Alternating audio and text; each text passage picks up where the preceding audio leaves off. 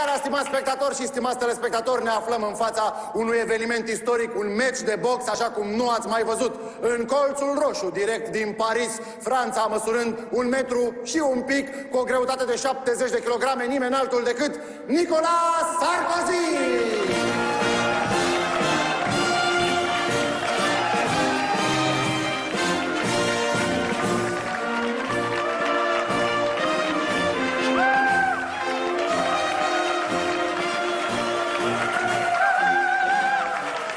Adversarul domnului Sarkozy la acest summit, la acest meci, în colțul albastru, cu o înălțime de 1 metru și un boc, cântărind 78 de kilograme atunci când este treaz, magicianul flotelor, nimeni altul decât președintele României, Traian Băsescu!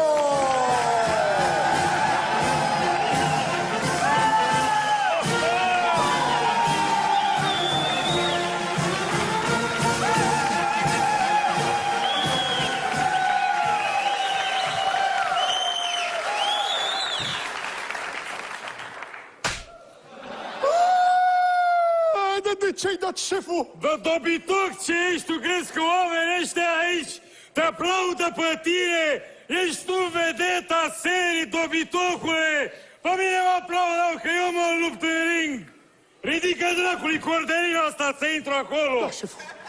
Ridică, bă, mai sus, că mă doare spatele! E Maxim, șeful! E Max? Băi, videoule, nu te mai uita ca un tâmpit, ajută-l! Vezi, bă, că ăsta-i Maximul! Tâmpitule, Domnul Sarkozy, îmi pare foarte bine să vă revăd. Aș dori, dacă se poate, să discutăm câteva chestiuni de politică externă. Dom'le, ești nebun, câteva chestiuni de... Mă, ți dă dobitocul, dracu, ce ești? Șeful! Ai grijă! Șeful, ai grijă că Sarkozy e în formă! E nasol! Ce-ai zis? Șeful a zis că Sarkozy este în formă, e nasol! Dar de ce ai dat, șeful? Ca să mă încălzesc! De fapt, nu, să știi că nu te-am lovit! A fost un trucaj ordinar! Rușine, Tinu Patriciu! Hai, băi, punem mănușile mâini ca să nu-ți mai dau nicio palmă! Da, șeful. Te nenorocesc, azi grijania, mătii de franțuz ordinar! Dar nu te fac... Bă, Blaga, bă, tu poți să fii atent la ceva pe lumea asta, bă! Tu nu vezi că mi-ai pus mănușa dreaptă în mâna stângă?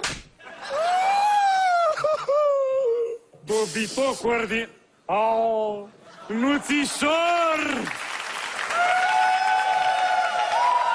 Ce mișcări avem la turism! Este. Stați, mă, nu mai loviți, mă, mâncați aici șocul tău! Hai! Box! Hai! Vreau să discutăm câteva chestiuni din asta de politică. Legitan, oui. Nu, da, păi, de țigan, dar acum aș dori dacă se... Nu, dar acum dacă se poate să...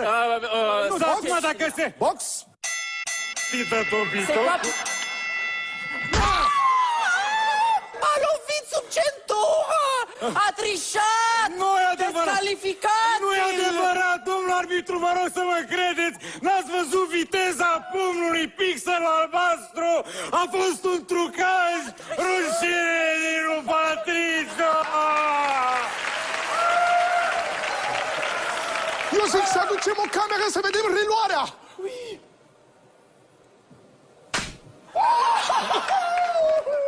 Foarte bună idee! Să vedem reluarea! Să vedem reluarea! Vă rog frumos să vedem reluarea!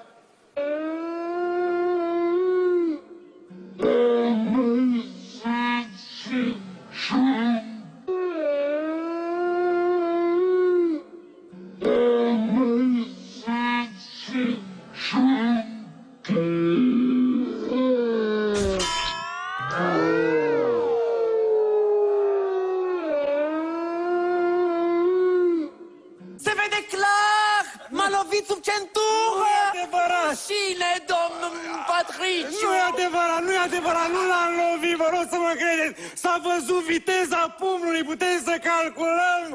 A fost un trucaj! Rușine din lui Patriciu! Domnule Băsescu, îmi pare rău, s-a văzut foarte clar la reluare, a fost o intenție clară de lovitură sub centură. Acesta este primul avertisment și vă spun că dacă o să continuați așa, voi fi obligat să vă descalific. Dar de ce plângi, Blaga? Mi-e teamă că o să mă bat, șeful. Nu, dragă, vreau să te pup. Vai, ce m-ai speriat. De ce ai dat, șeful? M-am gândit așa să nu fi plâns degeaba. Ah, pupați-a șcurișorul ăla de primăriță. Hai! Șeful! Șeful, fă ceva, că Sarkozy o să câștige. A fost mai bun tura asta. A fost mai bun fost mai decât bun. mine tura asta? Da. Sarkozy e mai bun decât mine? Da. Oui, ça...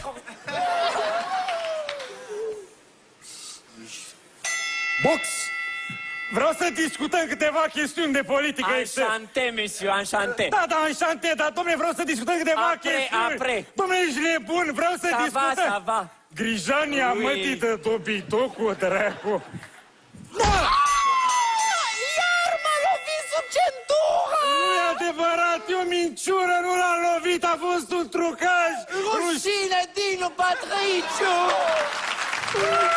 Poate! Te-am lovit? M-a lovit sub centură! Nu m-ai lovit sub centură? Te-am lovit sub centură? Da! Nu te-am lovit sub nicio centură! Ba da! Oh, nu!